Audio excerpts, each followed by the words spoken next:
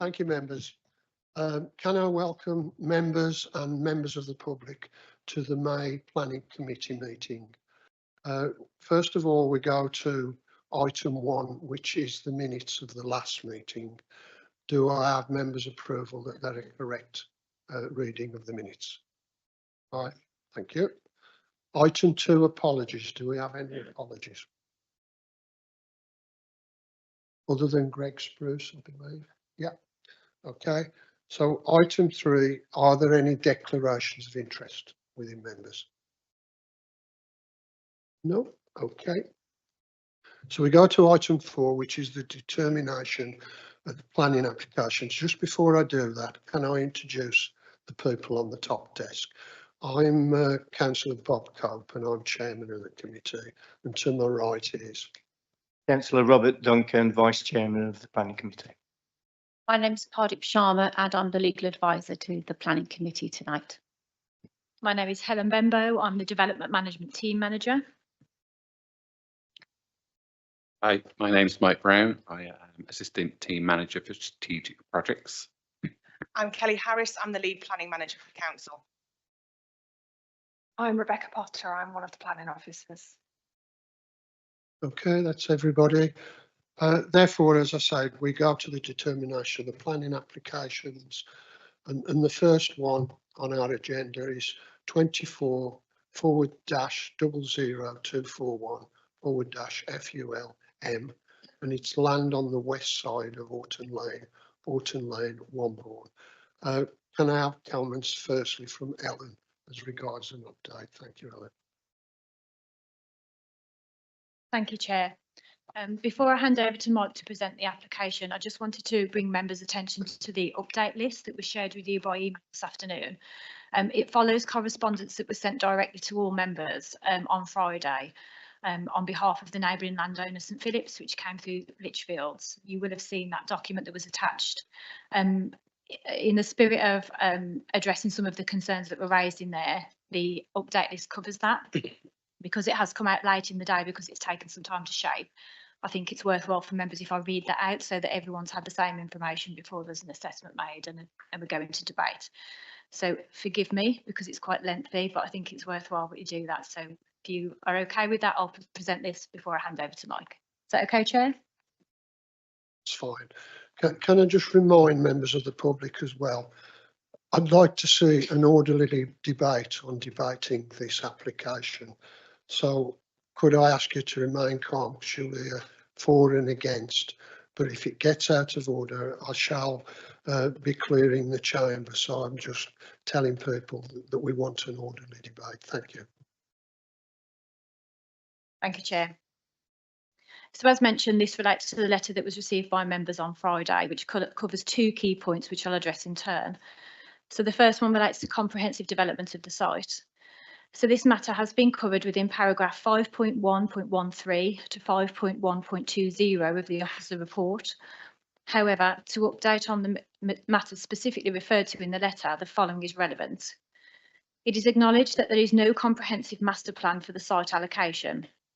However, this is a requirement of an emerging policy, which is afforded minimal material planning rate and does not prevent the application being determined in the absence of such a plan, with the application being considered on its own merits, which is wholly appropriate within planning law. The letter refers to paragraph 73 of the NPPF, and officers do not agree that in the Officer Report this is inappropriately referred to.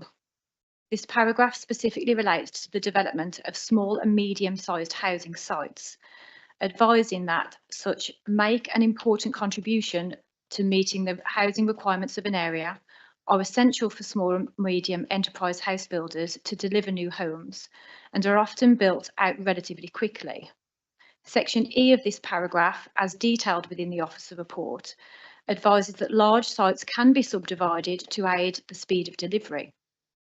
The NPPF does not define, with regards to this paragraph, what scale of development comprises large sites. Given, however, the sub-paragraph is detailed within a wider paragraph, which discusses small and medium-sized housing sites, It is contended that such is applicable to this scheme, and to claim only such applies to strategic sites is not considered an appropriate interpretation. It is agreed that a statement of common ground has been signed by the Council and St Phillips with regard to the site and the progression of the emerging local plan. This is, however, not relevant to the determination of this application through the development management process. The application has been assessed on its own merits. The recommendation for approval is not in any way reflective of the deliverability of the wider site. Indeed, with the plans proposed for approval, the road is secured to the remainder of the site. The matter of a ransom strip is an issue outside of the planning remit and a commercial matter between these two private companies. It is certainly not a matter that the local planning authority should be drawn into. The objector's assertion that the proposed development will not facilitate access to the remainder of the allocation and will fail to achieve a comprehensive form of development is misconceived, as the application clearly sets out the road access to the remainder of the allocation, thereby allowing further development. On this matter, there has been no error of law or otherwise, and the recommendation to members and their ability to determine the application on its merits is entirely appropriate. Move on to the matter of failure to comply with planning policy. The overall design quality of the proposal and all impacts of the development have previously been suitably weighted and considered within the officer report. It is agreed that minimal weight is given to emerging policy HC10 for the reasons outlined above. However, as a side, this policy states, as is clearly outlined in the letter from Lichfield, with similar delivery timescales. As to date, the local planning authority has received a full planning application for the site, which is currently being determined, and no proposals to date from the St Phillips landholding. It could be said that the similar timeframes for delivery are not met. There is also the prospect that the two landowners may not entirely be able to agree on a comprehensive scheme, which creates uncertainty for the housing delivery against a backdrop of housing target numbers not currently being met by the council. Officers are entirely aware of the requirements of Section 38(6) of the Planning and Compulsory Purchase Act 2024 and the relevant sections of the NPPF with regards to weight afforded to relevant policies in emerging plans. Indeed, to quote the NPPF, paragraph 49 states that within the context of determining applications, local planning authorities may give weight to relevant policies in emerging plans. It is considered clear in the officer report what weight in the planning balance is offered to each policy, emerging or otherwise. The fact that St Phillips take the view that moderate weight should be afforded to certain emerging policies is irrelevant. The courts have repeatedly made it clear that this power sits with the decision maker, not a landowner. So in this case, the planning committee decides what weight should be afforded to each planning consideration, including on the emerging plan. Officers wholly disagree that this has not been appropriately considered in the officer report, albeit it is noted that there was an error within the council's within one specific sentence of the officer's report, and I would draw members' attention to paragraph 5.1.6, wherein this should state, given the council's land supply, as advised by paragraph 11 of the NPPF, the housing policies contained within the development plan can no longer be considered up to date, whilst as previously noted, the emerging plan is not sufficiently progressed to carry any significant material weight, the emphasis there being on significant being the missing word. This accords with all of the references throughout the report which relate to the emerging plan carrying minimal weight. With reference to policy HC17, it is afforded minimal weight again for the reasons outlined above. Again, it is not for St Phillips to suggest the weight afforded to this element of the proposal in the planning balance. This again is for the decision maker. It is recognised, however, that this emerging policy does state that development requiring on-site open space should also include equipped high-quality play provision that is accessible to all as a default, unless an alternative play provision strategy is agreed with the council. Within this case, the alternative strategy is off-site payment towards enhancements of other POS within the area. This is detailed in full in paragraph 5.3.28 to 5.3.36 of the officer report. Discussion with the County Council's Community Services Manager have indicated that the funds could potentially be utilised towards the provision of footpath improvements on One Foot Walk.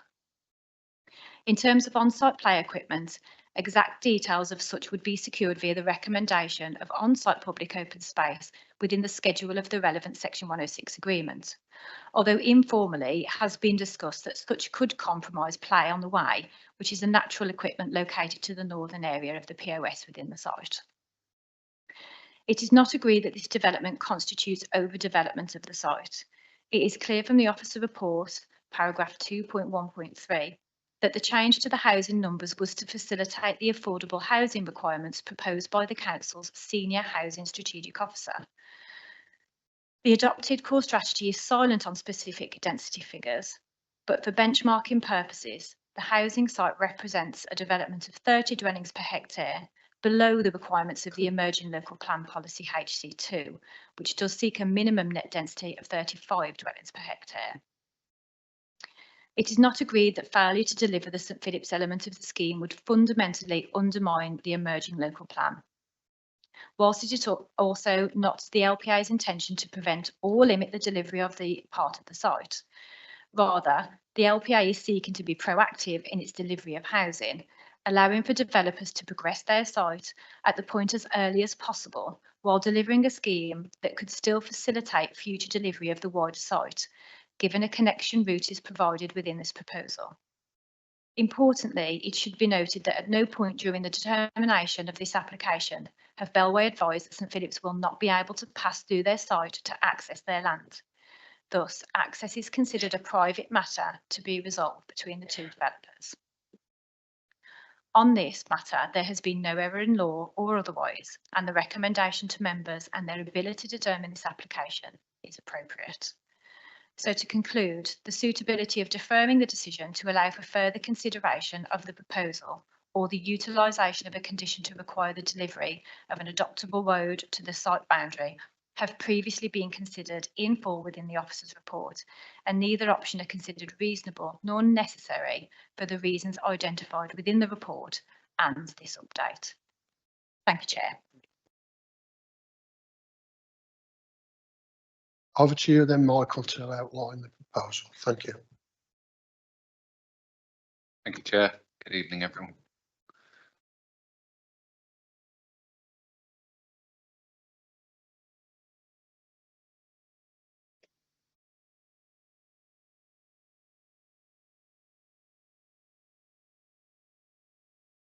So on the screen before us, we can see photograph 1, which shows a view looking south along Norton Lane, which is along the front eastern boundary of the site, and see 77 Norton Lane in the background there. Photograph 2, we have Norton Lane looking south east across the site towards the rear of the properties on Strathmore Crescent and Connaught Drive, which are on the brow of the hill there. Photograph 3, we have the northern site boundary with the access into the field and the other access which serves the neighbouring property at 79 Orton Lane. A rather large tree. We can see there is the oak tree mentioned within the report, which was arboriculturist was at great pains to retain. So that's just a point of reference. On photograph 4, we have the neighbouring properties to the southern boundary with the steeply banked Ladywell wood in the background. As you can see, the properties are fairly uniform in style, predominantly semi-detached, whilst Connaught Drive, which is further around to the left there, generally contains dormer and non-dormer bungalows.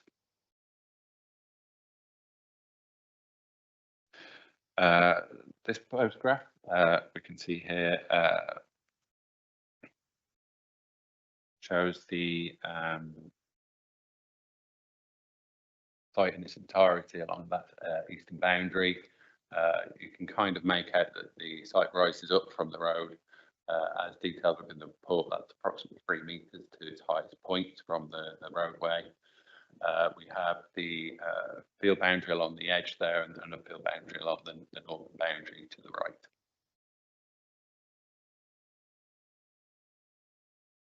So the site itself comprises 1.76 hectares of land, which currently has been used for horse grazing. It's bounded, as we saw, by a mix of hedgerows. And is located 0.7 miles to the north of the Wombourne village centre. The southern boundary, as we can see there, is formed by the properties on Strathmore Crescent and Connaught Drive. Western boundary is agricultural land, albeit that there's a public right of way along the edge of the site.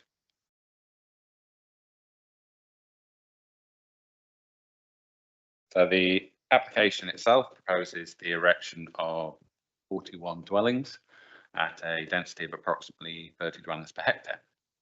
The vehicular access to serve the site is to the eastern boundary, approximately central within the site, you can see there.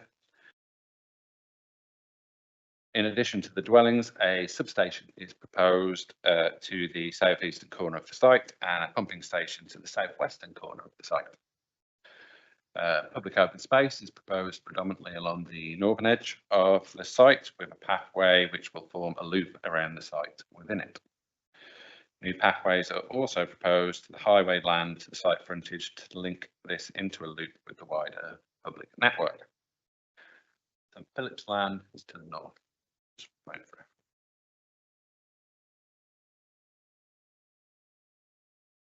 So we have a couple of examples of the house types proposed within the scheme. The bungalow is proposed on plot 25, which is located at the rear of properties on Connaught Drive. The two-storey property is the show home, which will be located to the fore of the site. And then we have a further two-storey property here, which is the predominant house type located to the rear of the dwellings on Strathmore Crescent.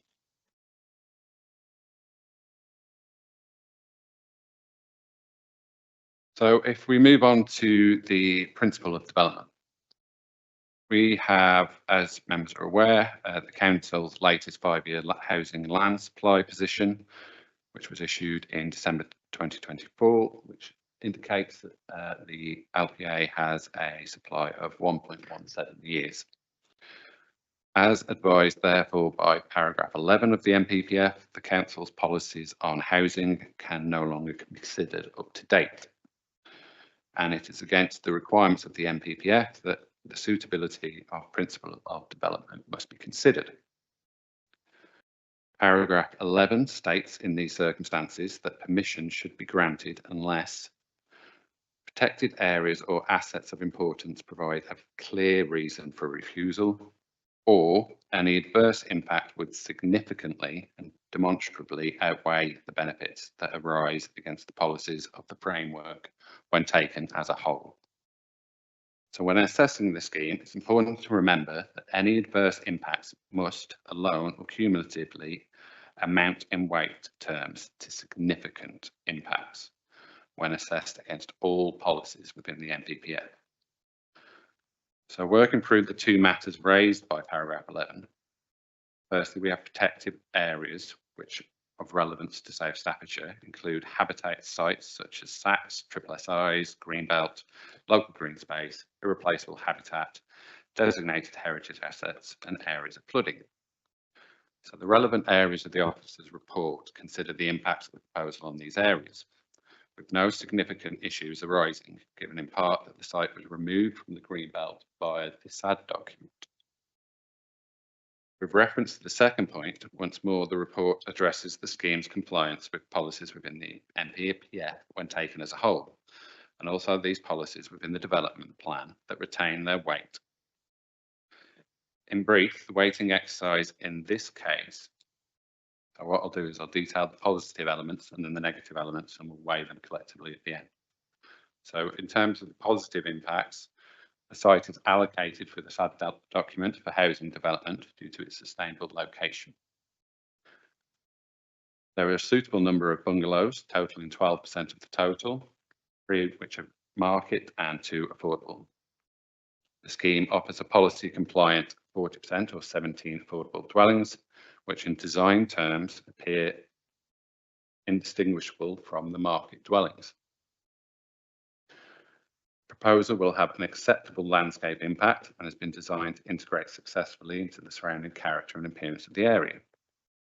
Council's Conservation Officer has considered the scheme's limited impact on the nearby designated and non-designated heritage assets and considers such to be acceptable. The access, parking, turning facilities have been assessed by the Highways Authority, who once more consider these to be acceptable. The scheme broadly complies with the Council's space around dwelling standards and is wholly compliant in terms of separation distance to existing neighbours. The scheme is to contribute via the Section 106 agreement to healthcare provision, interpretation boards on nearby ecological sites, offers on-site affordable housing, and also delivers on and off-site public open space. Matters such as boundary treatments, design, archaeological impact, cycle parking, sustainable transport, contaminated land, lighting, arboriculture impact, ecology and drainage, etc. have all been assessed within the officer report and conditions and informatives attached as necessary. So moving on to the negative elements.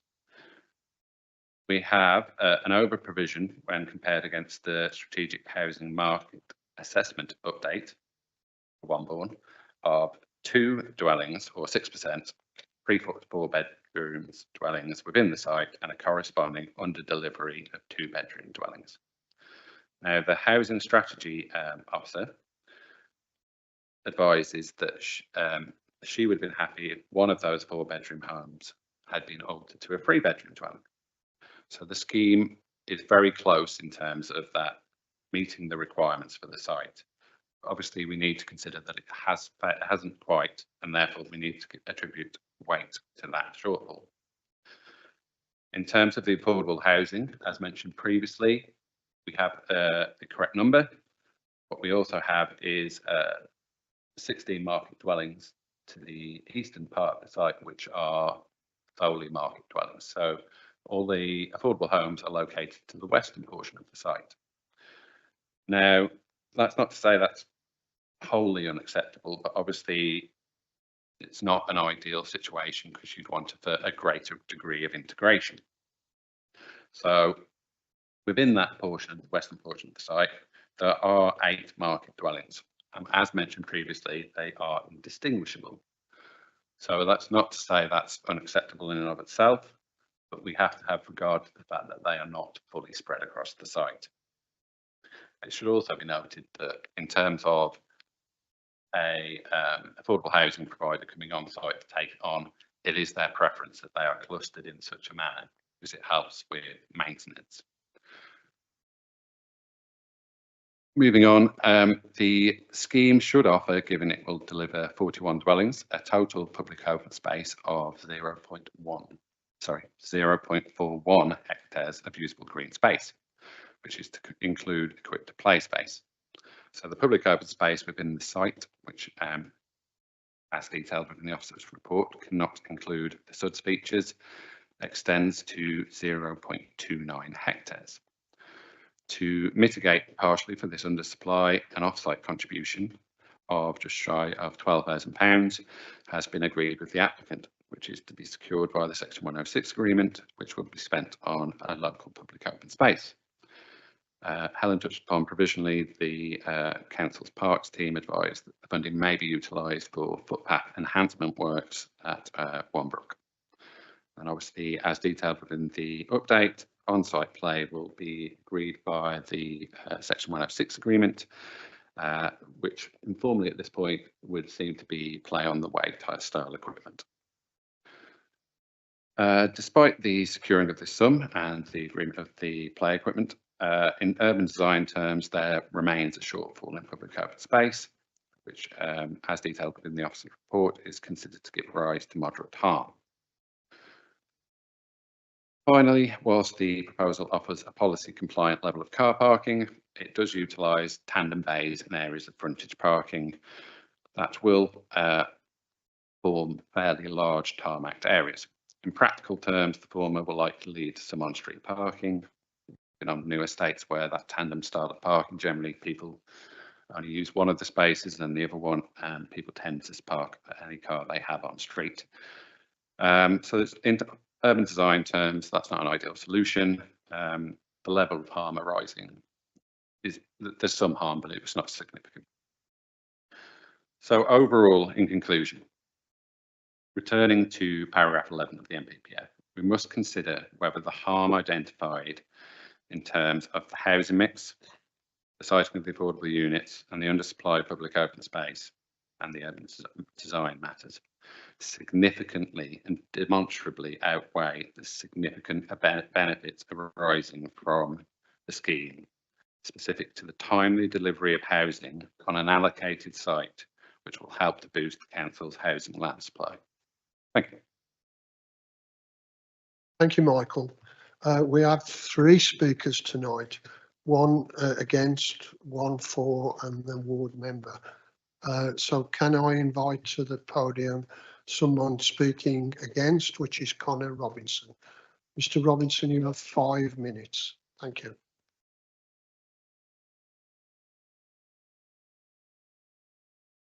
I wish to put to the committee the reasons they should refuse the application. In the first instance, the proposed development would negatively impact the residents of Strathmore Crescent and Orton Lane, whose properties overlook the site. In some instances, the proposal would see large 4-bed properties built virtually on the boundary line, and other properties would be looking directly into the adjacent houses. This is made worse by the fact that the land in question is not flat but considerably sloped, 5 metres at the largest extent, meaning any development will be looking down onto and into existing properties. How can it be right that the residents' outlook on privacy will be so drastically changed, where once there was green fields, there will be giant overbearing brick walls? I don't think anyone here would accept that. The sloped nature of the site has also raised residents' concerns over the impact of water runoff and flooding, notably onto Orton Lane and surrounding properties. In addition, there is a risk that the water basin soakaway will cause subsidence to nearby properties. There is also the question over why the proposed electrical substation has been located below the water basin soakaway and at the minimum distance from existing properties. It does not seem that this has been thought through. The loss of the open green space would contribute to the ongoing assault on the countryside in South Staffordshire, where the villages and towns are at risk of losing their historic character and identity. Womben has already had a number of large developments, and as such, another one is not required and would only contribute to a greater feeling of urban sprawl. The wide open space means the nights are dark and quiet. The development will no doubt increase light pollution and noise. Again, this adds to the sense of loss and dramatic change that is being inflicted upon neighbouring residents. The loss of the land's habitat would impact hedgehogs, badgers, foxes and bats, as well as numerous birds such as the green woodpecker and insect habitat. How can the development on a wide and varied green space be replaced or compensated against? Additional housing means additional people. The current infrastructure and local services are already at breaking point. The development will only contribute to the stress on a failing system. The bungalow provision, arguably aimed for the elderly, is totally in the wrong position, whereby the nearest public transport access is over 800 metres away. It also appears that the provision of affordable housing has been inflated over policy requirements in order to cram as many dwellings into the site as possible. The proposed properties are out of sync with the character of the area. The development would put even more strain onto the already deteriorating Orton Lane highway. The road is well known to be in poor and constant state of disrepair. Councillor Kinsey points out in his consultation response that the drains on either side of the road are sinking. How is the road to be maintained? Will not the development vehicles and any subsequent additional cars only make a bad situation worse? The road will not be safe. The council has a responsibility to ensure developments around Womben and surrounding villages support and maintain existing infrastructure. It was disappointing to see in the recommendations before you today that the conditions related to the Section 106 agreement have been so limiting in both scope and contribution. Councillor Kinsey, in his submission, raised the idea that the Section 106 agreement could include improvements to the physical road infrastructure, in this case Alton Lane itself, which the development would rely on for its success. It is difficult to see from the current conditions what noticeable and beneficial contribution the development would make. The Parish Council notes Alton Lane as the primary access route, while recognising that Alton Lane is in poor condition, and raised the possibility that and to quote them, the developer contribute towards the reinstatement and improvement of road infrastructure to mitigate the impact of increased site traffic. I therefore submit to the committee that the application should be refused for reasons noted. If, however, you still seek to go ahead with the approval, I ask that you take the opportunity to add additional conditions to mitigate the development and its impact on residents, namely improving and maintaining of Alton Lane, along with additional measures to reduce the overbearing nature of the development on the boundary properties. Limits on the development days and hours would also be appreciated. And I'd also ask, if it has not already been done so that the committee members undertake a site visit in order to gauge properly the impact of the development would have on so close to the boundary lines. Thank you. Thank you, Mr. Robinson.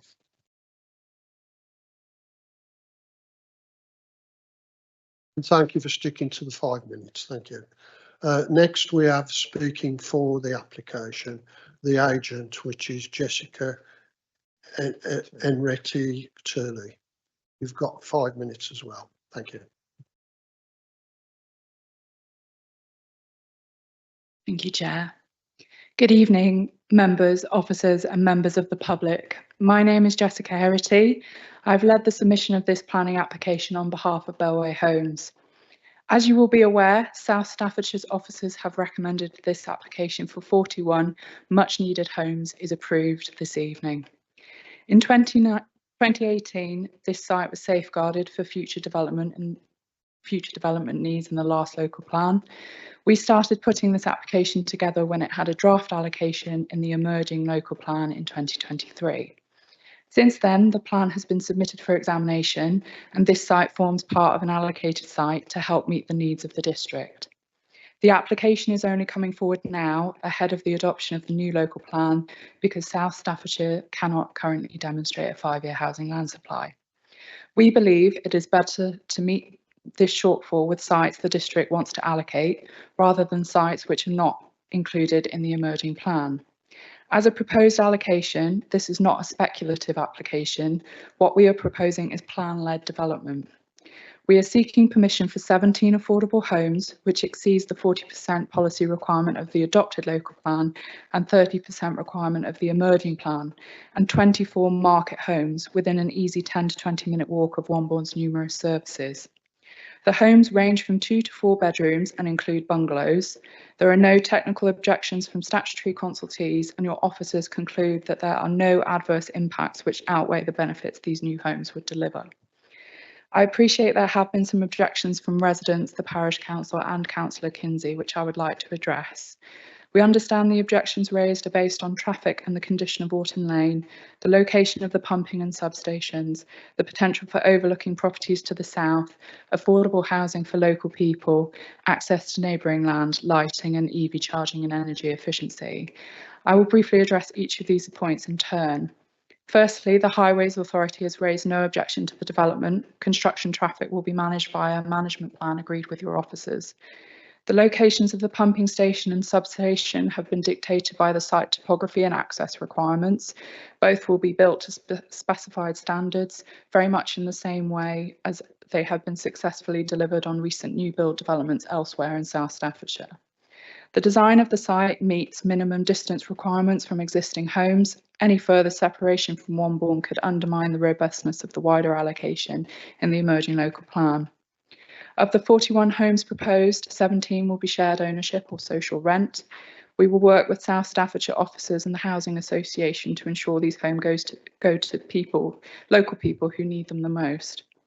The turning head to the north of the site is designed to support development of the wider local plan allocation in the future and will be capable of being adapted should development to the north come forward. This is part of the emerging local plan which we support. Public open space is provided on site, including opportunities for natural play space, and contributions will also be made to local infrastructure. Any applications for the northern part of the proposed allocation would need to be considered on its own merits, including in relation to open space. Links to the existing footpath to the west are not included because this is beyond the land that Bellway controls.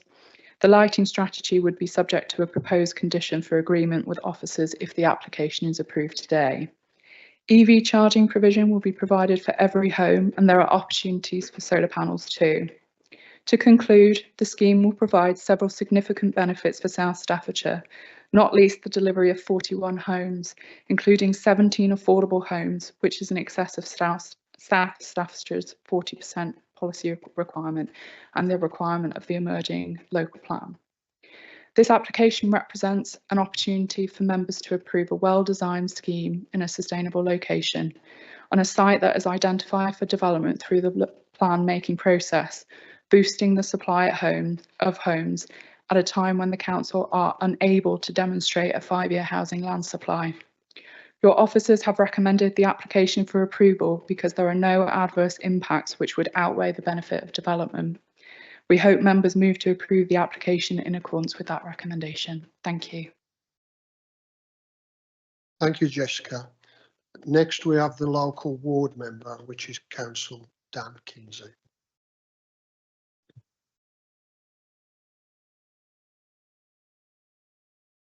Thank you. Good evening, Chairman. Good evening, members of the committee. Good evening, residents. Thank you all for being here tonight. You're actually demonstrating local residents passionate and caring about a particular issue in their local community. Chairman, it was a year since I last contributed to planning committee as a ward member, so long overdue you had a visit from me. I've been looking forward to this. I come here this evening to issue a little bit of a challenge, really. We've heard both for and against this application already this evening. So I want to thread a slightly different niche, if you like, by suggesting at the very least there could be improvements to this scheme that might make this palatable, maybe even acceptable. If not, well, why shouldn't we give them the opportunity of making those improvements? And then if they don't come forward, then why shouldn't we be in our rights to reject it if we don't think it is up to scratch? That is the point that I will be making this evening. I have concerns about this site, Chairman, and they are detailed in my extensive comments that are in your packs and that you have all seen on the planning portal. And I'd like to detail that in a number of ways. So the Planning Good Officer's report details in various places, so between 5.22 and 5.210, that a small number of plots are, quote, poorly integrated, and this refers to the affordable homes, as well as the siting and clustering of those affordable homes, which remains, again, quote, a concern. I have a bit of an answer to that, and that is to move them around, is to make them better integrated, reduce the issue of clustering there. That can be done by moving homes on site. I know there are a number of residents of Connaught Drive very concerned about the building of first floor houses behind them. Surely existing bungalows could be backed by new bungalows, and at the very least you mitigate that. Had noted the issue in the officer's report about being offered to locals first for affordable homes. I appreciate this is nothing necessarily that South Staffs District Council can hold the developer to within their policies, but why shouldn't the developer come forward with that voluntarily? That would be a very nice thing and nice signal to the community, particularly given we do need social housing in South Staffs. Furthermore, core policy 6 of the NPPF core strategy states that development should be of a character appropriate to the surrounding area, and this is supported by policy EQ4. So again, bungalows backed by bungalows, a site that better preserves the integrity and character of other properties around them. the pumping station and substations, I mean, we just heard that these are fixed sites, that they have to go there, but the officer's report says that the developer quoted these as being optimum locations. So, okay, so be it. If they are the optimum location, what are the suboptimum locations? Where could they go that might be more amenable to local residents, for instance? Could we try again? Are there options here? Because the officer's report suggests so. However, I'm pleased to see conditions around what they will look like. I'm also pleased to see pre-commencement conditions here, particularly around the level of the properties that are being built, but I would like more information on how that is determined and how that can be influenced. Section 106 and public open space. There's an under provision here, and I am pleased to see acknowledgement of Section 106 monies as part of the suggestions for us tonight. However, this could have been mitigated by providing play equipment on the development itself. Finally, and this is a big concern to me, and I know a big concern to residents, that this is not the end of the story. We all know St Philip's to the north of the site, but at the very west of the site, the road continues right up until the boundary for no, as I can see it, good reason. Residents are terrified that this development is going to continue right behind Strathmore Crescent and down to the Railway Walk. This could be mitigated by simply removing that element from these proposals. Chairman, my time is pretty much up. What I'm asking for this evening is a stay. I would like you to defer this application and put it back to the developer to go back to the drawing board and see if we can get a more sensible outcome. Thank you, Chair. Thank you, members. Thank you, Councillor Kingsley.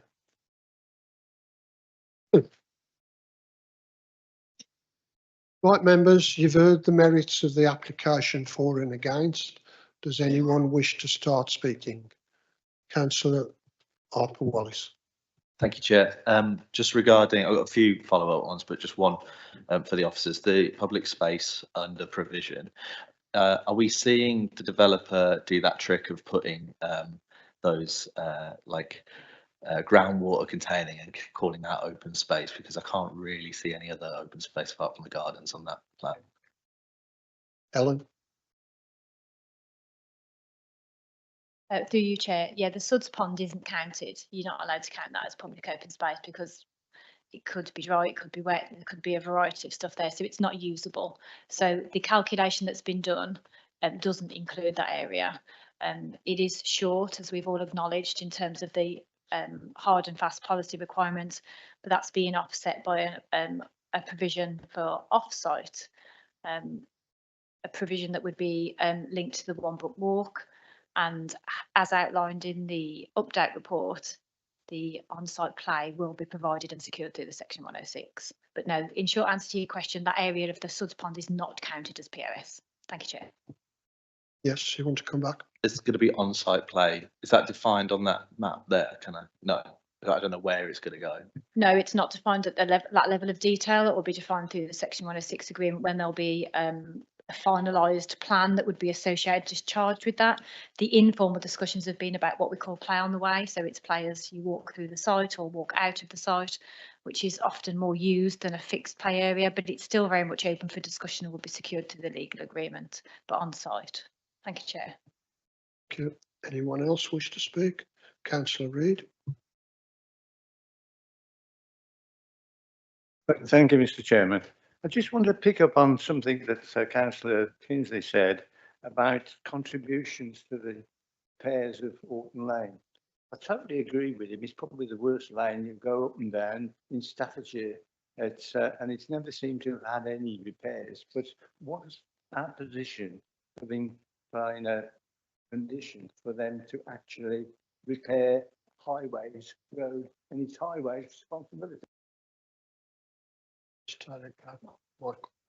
Michael.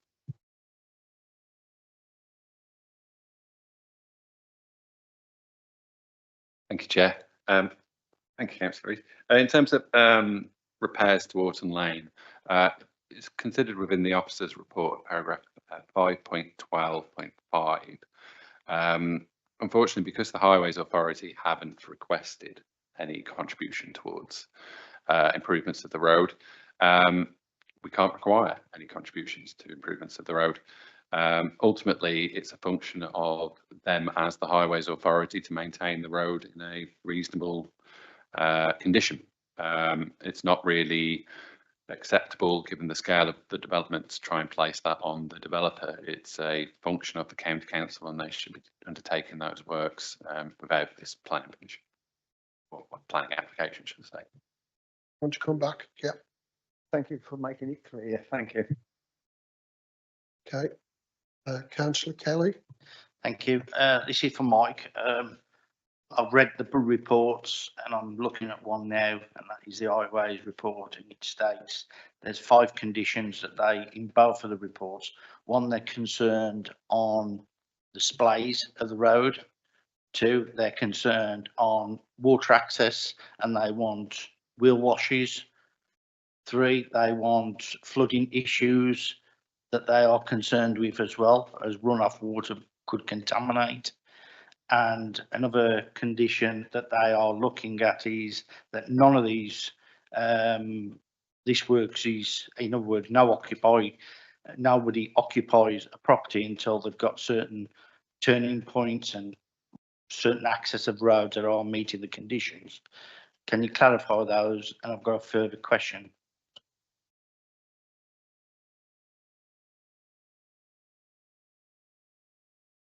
Future.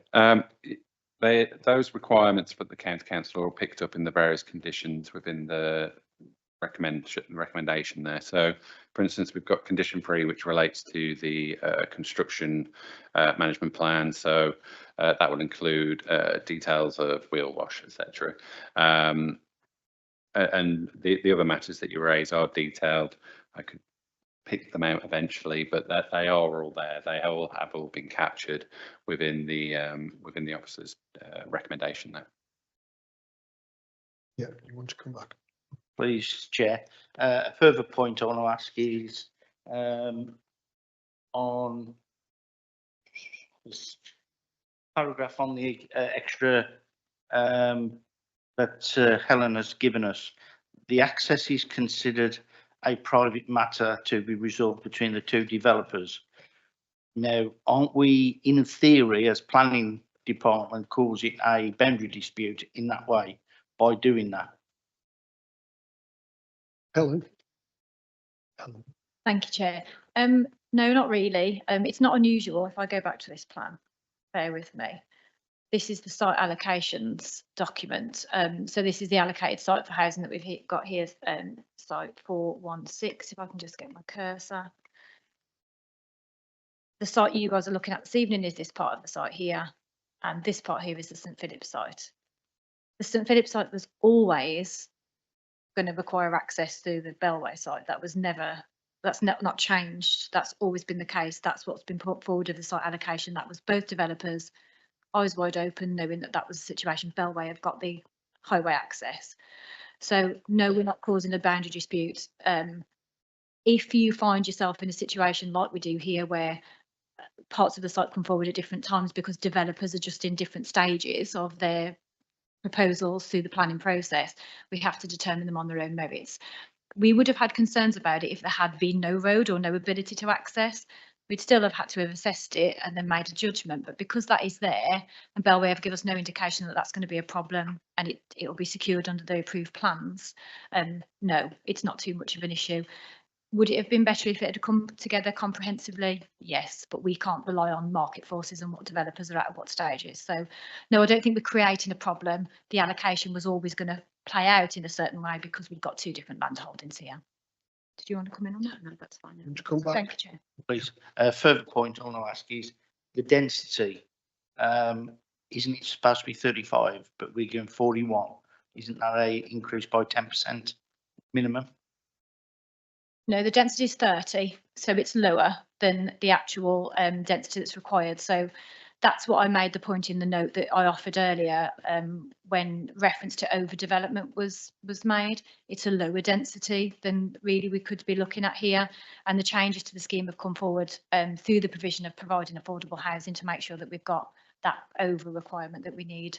And yes, as acknowledged in the report, ideally we would have switched out the 4-bed for the 2-bed, but broadly we're where we need to be with the affordable provision for this part of the district. So no, it's actually less dwellings per hectare than it could be. Thank you, Chair. Councillor Harper Wallis. Thank you, Chair. Can I just get some more clarification on this ransom strip that keeps being referenced? Is it Bellway and the actual development being considered the ransom strip, or is there a piece of land that is being held specifically? And then I've got a follow-up question on that. Helen. Don't like the term ransom strip, but we'll go with it. So those of you who can see the site layout in front of you, if you can follow my cursor, the access into the St Philip's site is here. Can you see that there? I'm not sure how clearly that's showing up. So that would then form the access into the St Philip's site to the north of this plan. So it's like I previously mentioned, if there hadn't been any provision to get into the site, then that would have been a slightly different matter. But the fact that St Philip's own that northern part of the site and we're always going to be reliant on Bellway to access it because they are landlocked, for want of a better phrase, when it comes to highway access, there was always going to have to be a discussion there. That provision has been made, access will be available. Any discussions that go on about ransom or equalisation or whatever you want to call it is a private matter between the two companies. But St Philip's were always going to find themselves in that position because they don't have a frontage to any highway, so it was always going to be reliant on an access through third-party land. Thank you, Chair. Do you want to come back?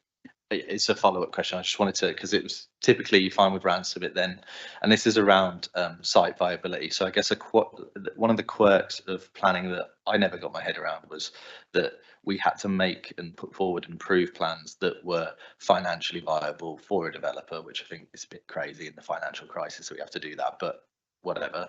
I kind of understand that these sites have to be deliverable, so we have to ensure some level of viability. But I think as we're going through reviewing all the different issues, so for example, the affordable homes not being integrated and clustering, we see developers do this in a way to put affordable homes, the ones that don't sell for higher or make as much profit, in the lower land value areas. And then again, I think the point that was made around clustering to improve maintenance, again, I don't think that's a planning consideration because of a private company wants to make some more profit because it's easy to go from house to house when maintaining it. I think there's potentially, I'm worried that there's a viability for the developer. You mentioned that if a 4-bed home had been downgraded to a 3-bed, then that would have been more, I guess, amicable for the local authority. So I'm sure that probably came up in pre-apps. So again, a question on that small change, why was that not made in order to appease the local authority? The pumping and substation, where they are located, again, they're in the most optimal place, but as Councillor Kinsey said, there could be suboptimal places. And again, if you're looking at a very contentious application in the pre-apps and you would have got that feedback early doors from public consultation, why wasn't that placed in sort of, I guess, less contentious areas on the site? So I guess, and then there's the public space provision as well. And I still have an issue around this kind of the location of where that section 106 on-site play is going to be and how that's going to work. I really can't see any space for it. And I don't think residents of the homes would want a small play area outside their front lawn, because I can't really see anywhere else where that will go. So I guess my bigger question is there going to be an issue about viability and deliverability of this site, given the small changes they could have made? Helen. Yeah, it's a really, really fair question.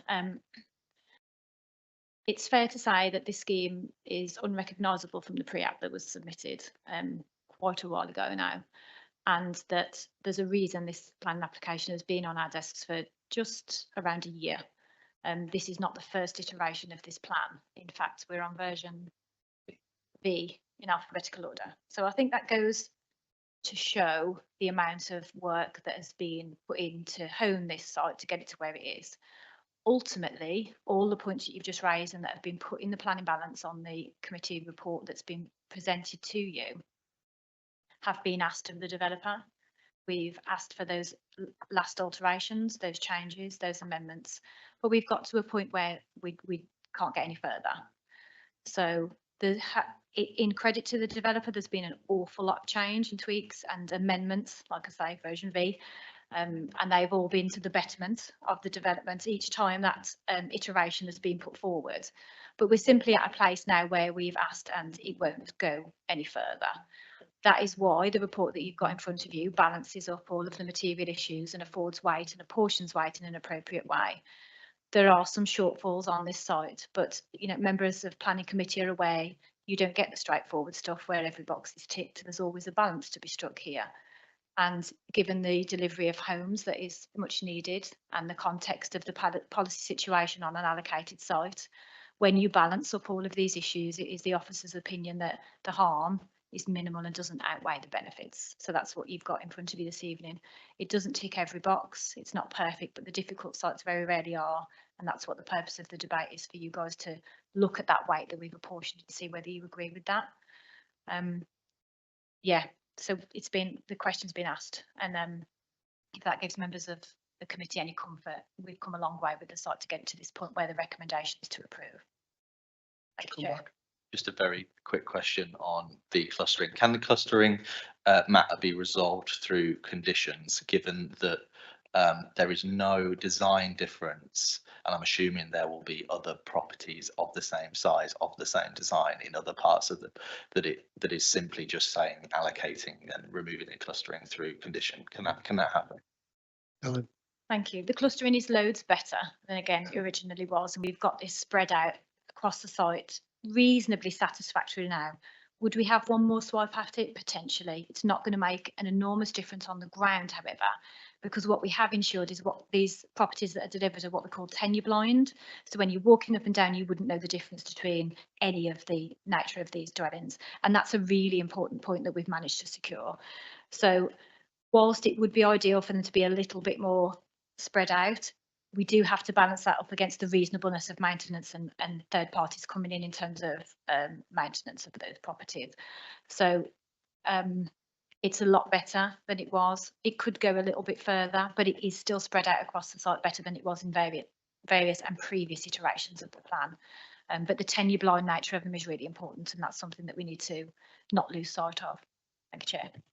Yeah, do you want to come back? Just for clarification, can it or can it not be resolved through conditions in this planning committee today?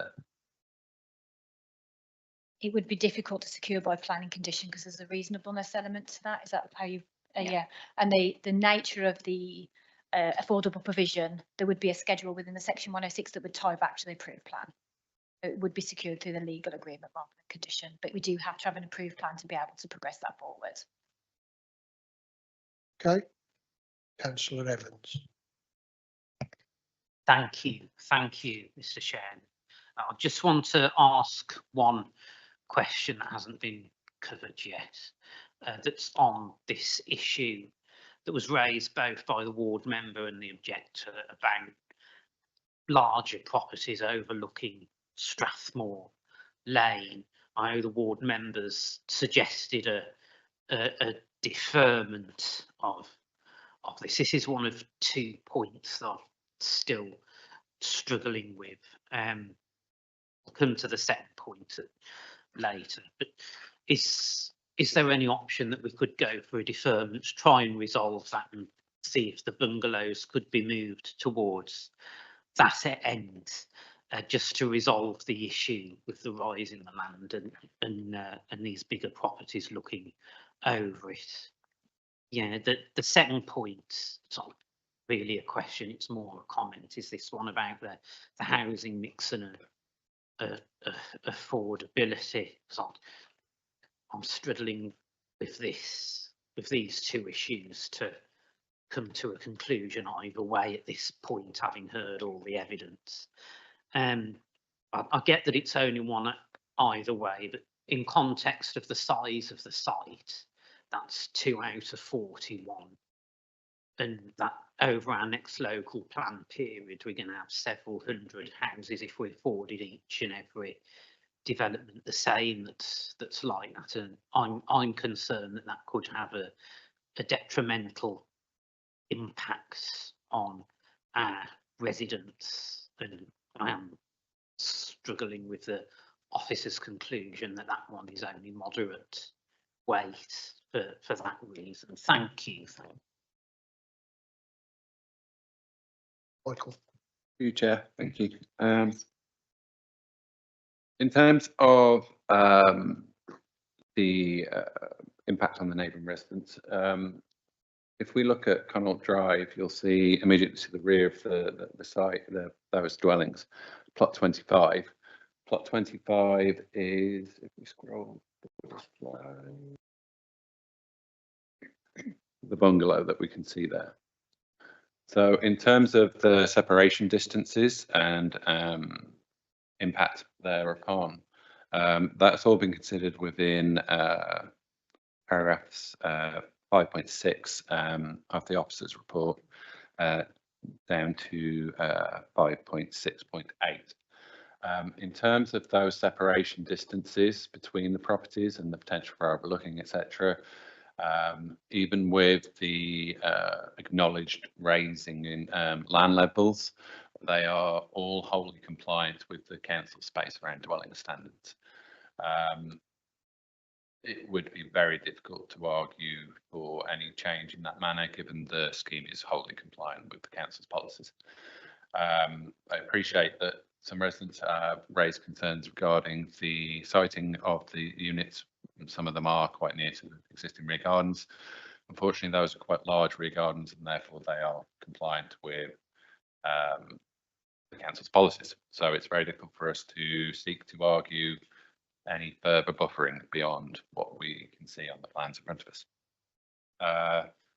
We move on to the other matters.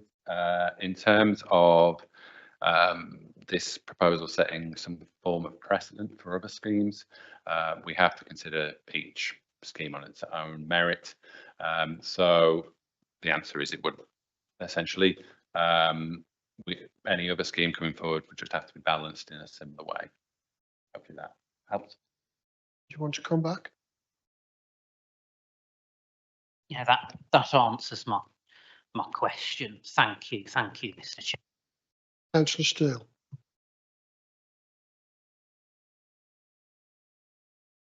Thank you, Chairman. Could you just clarify something that was said a moment ago? You said version V, not B. Well, my feeling that's the 22nd version. I can't imagine what the first one was like. But more specifically, I want to talk about EV charging and electrical points. This authority declared a climate emergency quite a number of years ago now. And I can't see that every property has a drive. Now, somebody will tell me that they don't need a drive to put a charging point on, but it's not ideal to have trailing cables and 3-pin plugs over parking areas. And I would like some clarification. I'm going to read out 5.5.10. I don't quite understand who's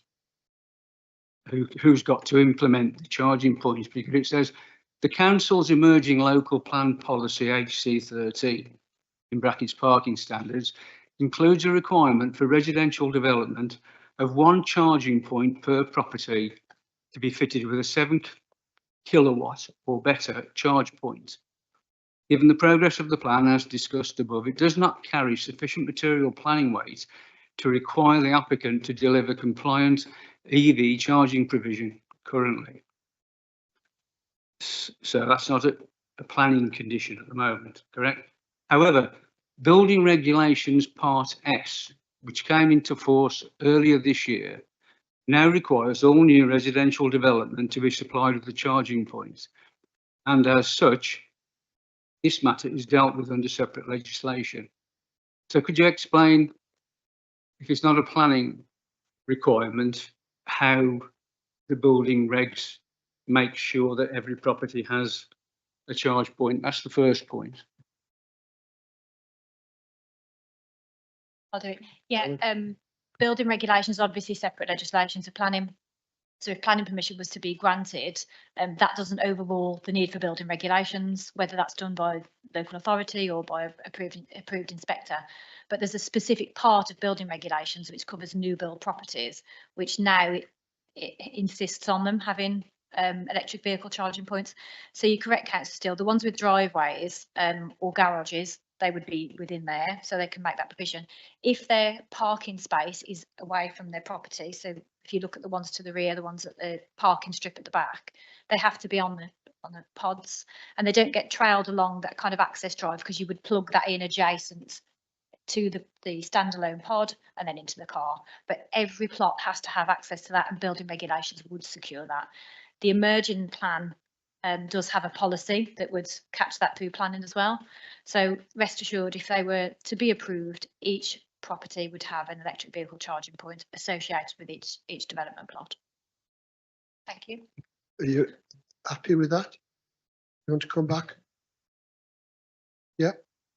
Yeah, I'll do, but yeah. My experience of building regs, it doesn't always work out, but anyway, that's up to them to sort out, isn't it? Next item is cycle parking, 5.5.11, and it's provision of a cycle shed to park cycles. And there's been several references on the condition of Orton Lane, that it's not safe for cars, let alone cycles. And cycles have to use the footpath, which then endangers pedestrians. It just seems ironic that the developers supplying somewhere to park the bike that they can't safely use. Perhaps that's so, yeah. But to go back to what, you know, I'm going to carry on what I've written down, although you'll shoot me down in flames. We are being asked to pass a plan, a site layout that perhaps doesn't show us exactly how the provision will be made for charging points. But you know, it's out of our hands then in the future. That's what you're saying. Yeah. Sorry, the other point was that the next item is sustainable transport, which I thought was even more ironic. Yeah, it will be secured. If we're referring to the electric vehicle charging points, the building regulations part is quite clear that in order to meet building regulations, they have to be provided. So yeah, that would be captured, and the parking with regards to cycles is obviously covered by county highways, and that's been addressed in the report as you've noticed. But yeah, they would be provided. Thank you, Chair. Thank you, Councillor Davis. Thank you, Chairman. The 2 points. First was a comment. I actually drove down this road today, and it must be the worst road in South Staffordshire. It's really, it's deplorable. Thank you. Secondly, Councillor Kinsey mentioned the word deferment in his address, and again, Councillor Evans mentioned it, and I would be prepared to sort of go with that, propose that, yeah. If you're proposing a deferral, I need the reasons why. What we're going to address in the deferral, I need it couched, the reasons. I think and backed up with the concerns. If we go for a deferral, we need to have the reasons and backed up with the concerns. So it's up to you to shape that deferral proposal. Ahead. On what I've heard tonight, in some of the plans and the way the site's laid out, I personally pity and feel very, very strongly for the residents in Strathmore, is it, and the area there, and I just don't believe it's acceptable that the plans would be accepted as they are. Yeah, I need reasons though. That's opinion, isn't it? Okay. Perhaps somebody could back me up on that one then. Of course, yeah. Ellen. Just in terms of shaping reasons for deferral, just to support members through this, the point you've raised there about separation distances and impact of the new development. all of the standards are met with that one. So when we've looked at the development and the balancing exercise, that's one of the issues in terms of separation distance, overlooking, overbearing and intervisibility, where all of the standards are met. So in terms of deferral, I'm not really clear what we would be asking to be changed, because there's no compromise there that's kind of been put into the planning balance. So it's just really to try and assist members with shaping that reason for deferral. That area of the site is policy compliant. Thank you, Chair. Do you want to come back? That's fair. No. Councillor Reid.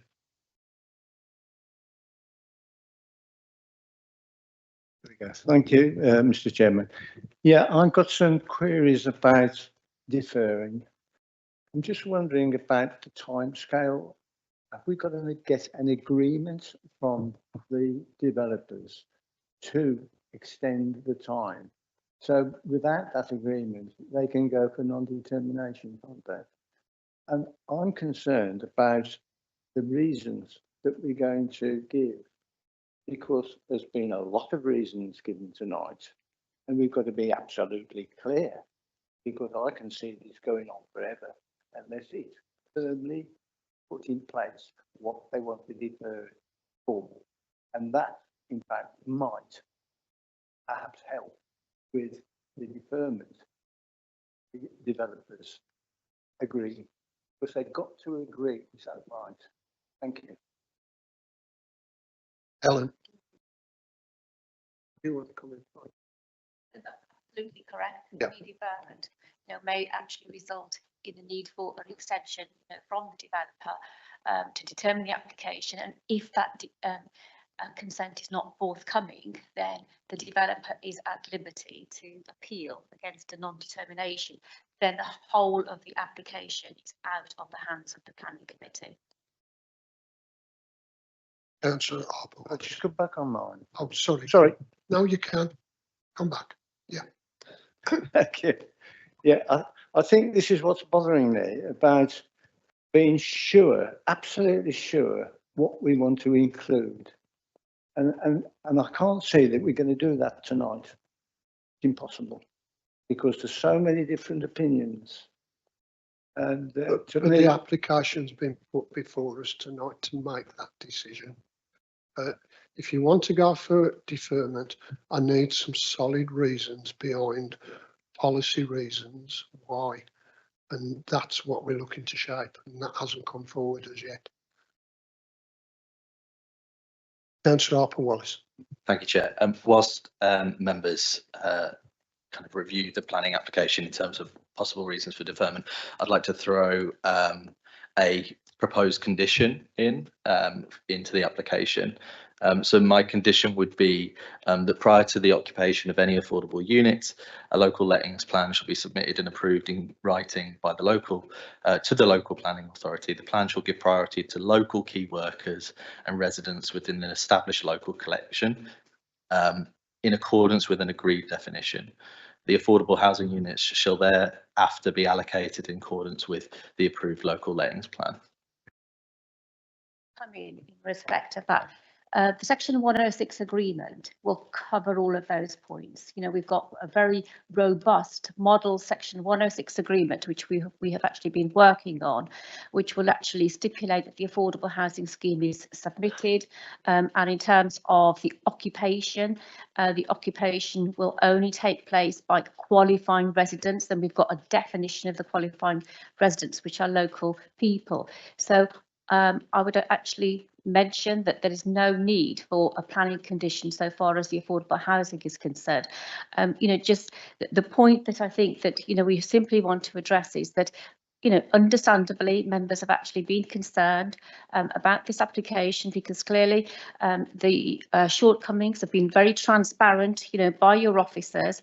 And if it is the case that, there is actually a request to defer and it is seconded, I think it's only fair and reasonable that we as officers and the developer is aware, well, what is it that we actually need to talk about? What tweaks are you actually looking for? Because on balance, the application makes it quite clear that the benefits are greater than the harm, but given the concerns that you have actually raised, it really would help your officers and the developer to tell us what is it that you actually want us to go away and discuss further.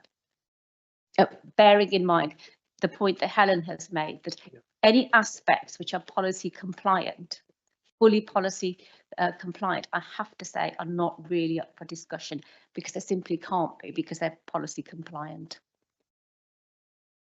Okay, Sam Harper was. Thank you, Chair. Yeah, in terms of deferment, you know, I'm still trying to make my mind up, and I'll hear arguments from other councillors. In terms of my proposal for the condition, I'm trying to stipulate that there is a priority order of local key workers first, that then moves on to local residents.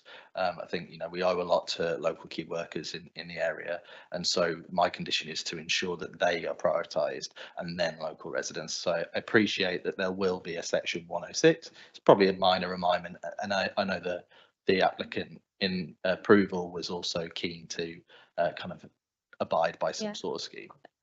Chair, just through you, I can actually put that in the section 106 agreement. That can be part of the proposal if this is what members agree. So yeah, Right, cool.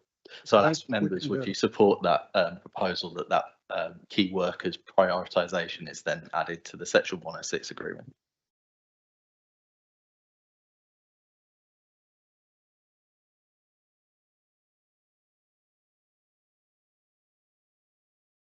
What the confusion is, we need, if the tone of the members and the feeling is you want this deferred to clear up some of the negatives in the application, of course that will be put to the developer.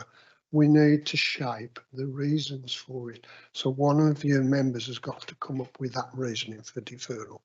So yeah, if you're happy with the condition, that's fine. Is that clear to everybody? Okay. Sorry, Councillor, I've got you, Councillor. Thank you. I'd like to propose a deferment on the basis of the housing mix. The officer's report says that's one that's not fully resolved yet, and the officer has allocated moderate harm to that. I would put forward an argument that that would be significant harm, because the idea of having new houses is to meet the local housing market and to ensure that the people who need to live in those houses, that they can afford to live in there. I want to go for deferment rather than proposing a refusal, because I can see, apart from that issue, that this development should be approved, and arguments have been put forward in this meeting tonight, both by our speakers and members. So that's why I'd prefer a deferment to try and get this housing mix resolved rather than anything else. Thank you. Okay, I've had a proposal for deferment. I am conscious that other members may want to make an amendment to that to include other reasons, and I'll look at the amendment, come back to your proposal. So does any member want to propose an amendment to what's just been proposed? Councillor Steele. Well, I'd like to add to it. I don't know about amending it. Unfortunately, I don't know the exact location, so I need local people to tell me. Is Orton Lanes served by a bus service? Well, Staffordshire County Council Highways state, considering the site's location and connectivity, that's interesting, to local education facilities, health facilities, bus stops and shops. The site is in a sustainable location. Well, I don't necessarily agree with that. And it is entirely likely that future occupants of the dwellings would not need to rely solely on the private motor vehicle. Again, this authority declared a climate emergency, so we should be using public transport to access, sorry, that's my words, to access local amenities, etc. So although the proposal would result in an increase in vehicular movements to and from the proposed development site, the submitted transport analysis demonstrates that the site would comply with local and national guidance. Well, to me, that's contradictory. Therefore, it would be acceptable to the Highway Authority. Well, we know we can always rely on Staffordshire County Highways, can't we? You know, they're not on my Christmas card list, certainly. So that they state that. So can I suggest that, like I've just said, I don't think the site is in a sustainable location with sustainable transport links. Okay, but we can only have one amendment proposal. Are you including what Councillor Evans has also proposed? You can't have two separate ones, that's what I'm saying. Well, we talk about planning. Hang on 1 second. The way, planning way, so you'll have to advise us which is the stronger one. Ellen will do that. That's the name of the job. Through you, Chair, we've got to be really careful here because this is an allocated site. So when we're talking about sites of a sustainable nature, there's an element of assessment that's gone on there. It's also within walking distance of a bus stop, and County Highways, who are the authority when it comes to this part of the planning process, are not raising any concerns. So to my mind, and again to support members, it's quite similar to the issue that we had with the existing properties. It's policy compliance. So we don't have that kind of wriggle room there to be able to make changes. And if we were to defer for future changes, I'm still unclear about what those changes would be, because the site is the site location and that has been allocated for housing. So in terms of deferral, it needs to look at the matters that are capable of being upgraded, changed and tweaked through an amended plan, for example, an amended schedule, like Councillor Evans has suggested with the housing mix. With the highways matters, I am struggling to understand what we would be asking the developer to do to change, because it is policy compliance, so very similar to the intervisibility, separation, loss of privacy matter. So that would be my view. Thank you, Councillor. Councillor Steele, do you want to withdraw the highways? Yes, I'll withdraw my suggestion. Thank you. Your amendment. Now, I've got two more speakers, but can we deal with the deferment issue? Thank you, Councillor Hopperwise. In an effort to, I guess, protect the council and to give stronger reasons for deferment, I haven't made my mind up yet on either way. I would suggest potentially one reason for deferment could be to improve the clustering of affordable homes as an issue. I think that's. I think there's a reasonable. I think we can argue the reasonableness and nature of it. I think it's still up for. So it's subjective in my opinion.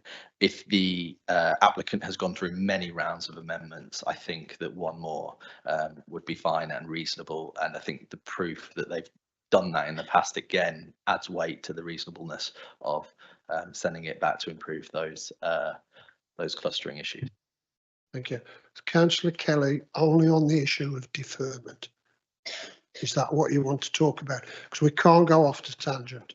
What? Okay. Right. I believe Councillor Duncan wants to speak. Councillor Duncan. One of the things through this planning application that I found not totally acceptable was the POS, the public open space. I think that is a good thing that we could add to the deferment if that's what the committee would agree with. So I'm looking at the procedure of this. We still have on the table Councillor Evans's deferral, but can you encapsulate, Councillor Duncan? Do you want to add that to your deferral, or Councillor Duncan does it? It's up to you. Public open space. Thanks, Mr. Chairman. Yes, I'm happy to add that. Okay. So officers, are you now clear why we're deferring? You want to speak? In terms of the housing mix and clustering, yes, there's enough clarity there for us to be able to take that way. I'm still a little bit unclear on the POS, and I think we're going to need a little bit of further clarity on that, if I may. How are we looking to amend the scheme, change the scheme, or upgrade the scheme in order to improve the current situation that members see before them today? Is that with regard to the detail, for example, of the on-site play. Is that what we're referring to? Sorry, I just think we need a little bit more clarity on that to go back Okay. to that point of deferral. I think, as previously discussed, it requires the removal of two residents to give the full weight for the POS. So I think it would have to be removal of two of the dwellings to make that feasible. So are we asking for the removal of dwellings here? Is that what we are requesting? Because it's a very fine balance here in terms of how short the POS is and removing units. We've asked for units to go in so we can make sure there is affordable housing provision here. So if you're losing units, you're going to lose affordable units by definition. So if we can look at the POS and the play, if that is a concern, because that was mentioned several times by members, I can understand that. Or is it about taking out units? Because there will be implications there on one, the fact we don't have a housing land supply, so we need to get houses in place. And two, by percentage terms, the affordable provision will come down as well. So we need to be clear, if we're asking for a reduction in units, there's implications that to be had with that. I just want members to be fully aware of that. Thank you, Chair. Well, it's on the POS. It's just that they haven't provided enough open space. That's the crux of the matter.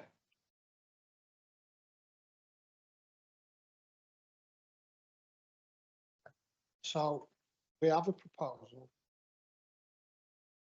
So I want a proposal to back that, but I need a second for Councillor Kelly. I'll second that, but on the caveat that it doesn't need to have properties removed. It needs the reshaping of the properties that would move properties round and make more open space. So moving properties on a different angles could make more open space. Yeah, we'll take that away in terms of the flexibility there. Everybody clear on that? I know you want to come back again. Is it on this substantive point? I just wanted to. Because we can't go off. No, I don't want to go off on tangent. I want to make sure also the clustering issue is that. Do I need to seconder for that to be added into the proposal for the deferment to be? That's been included. Okay. So what we have is a motion on the table to defer this application. The deferral is because issues have been raised by members, which represents concerns in relation to the housing mix, the clustering, variation to the public open space to either comply with the open space policy or otherwise, some variations, which hopefully will make the public open space acceptable to members. So I've noted those. So that is the motion before you, and we now need. Can I have a second for that, Councillor Kelly? Yeah.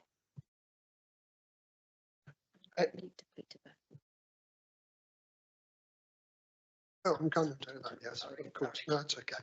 Yeah, I'm going to put this to the vote then. All those in favour of a deferral, can you please show?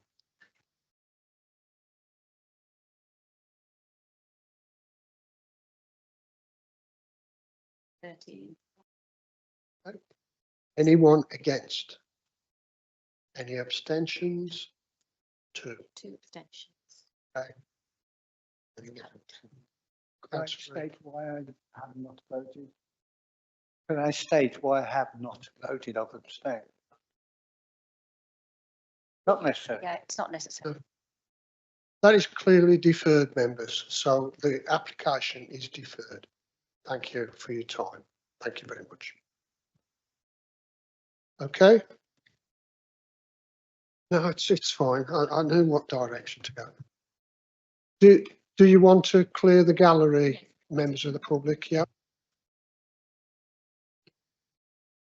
And thank you very much for being orderly during the conversations. It's appreciated. Thank you.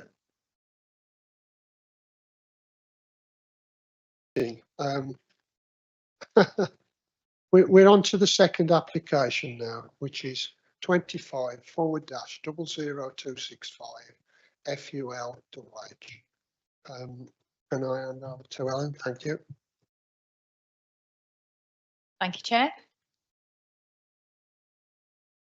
This application relates to detached dwelling locating on Currisbrook Road within the Purton development boundary. The applicants proposed the removal of the existing rear conservatory, which you can see here on the left-hand side picture, and the erection of a single-storey rear extension to the southern side of the rear elevation to extend the existing kitchen. This application has been deferred to Planning Committee for determination as the applicant is closely related to an employee of South Staffordshire Council. Owing to the siting of the rear of the dwelling, the proposals would have no impact on the street scene or the surrounding character. There are no concerns which pertain to parking, impact on amenity of neighbouring properties or occupiers, and it's therefore considered that permission should be granted for the proposed works subject to conditions. So this is the rear of the application site. The conservatory that you can see there will be replaced with a brick-built structure across the rear of the property to enlarge the kitchen. This is the site in relation to the neighbours on the north and the south side, and then to the rear is that open space. And this is the location of the existing conservatory at present. And if I flip to the next plan, you'll see the proposed extension there, which just extends a little bit further across the rear of the property. So this application is recommended for approval. Thank you, Chair. Thank you. You've seen the application, members. Does anybody want to speak on it? Councillor Kelly. Can I just ask a quick question? Can you go back to that other picture, please? Not that one. It's the one with the detailed plan. Yeah. Now, the one that's shut there. On that extension part, is that right on the boundary line? Or is it just going to be in the boundary area? And what materials are going to be required? Is it red brick the same to match? And is there going to be a boundary issue element? Yep, through you, Chair. You can see where the existing conservatory is. It's just off the boundary. There's the fence in place. So that would remain. And in terms of the materials, there'd be a condition to say that the materials must match that of the host building in order to comply with the consent. And that's proposed as one of the conditions. Thank you, Chair. Any more speakers? No. I'm going to go to the vote then. All those in favour of this application, the recommendation is to approve. Thank you. Anyone against? Any abstentions? That's unanimous. Thank you. Right, we now come to the monthly update report. Are you doing that, Kelly? Me. Oh, you are, Ellen. Sorry. Yeah, thank you, Chair. Sorry, folks, you've had a lot of me this evening. Just in terms of the update report, just want to fly the flag for the team in DM at the moment, looking at the stats that we're working through that are coming out of national government. Awful increase in workload, but still sustained the performance, and that's credit to the team. So I just want that noted by members, please. But in terms of procedural updates, we've had some recruitment recently to 2 new apprentice posts that we've created. One is completely new and one is a converted graduate post. I'm pleased to say that we've gone through a recruitment round, offered to 2 candidates and had acceptances on both. So there will be a couple of young people starting in our service as of September. We're very excited about that. A little bit nervous, but more excited. So that will be great. One of them will specialise in trees and arboriculture, the other one in development management. And also to say that on Thursday we will be recruiting to a new graduate planner, for which we've received funding from central government. So very much looking to bolster the team and some specialisms there. So I think that's really important. And in terms of appeal decisions, you'll note the key headlines, both appeals dismissed and nothing to report of any merit this month. But that's it for me. Thank you, Chair. Okay, any questions on any of that? No? In that case, I'm closing the meeting. I need to make a declaration, which is, can members please remain for a member development session?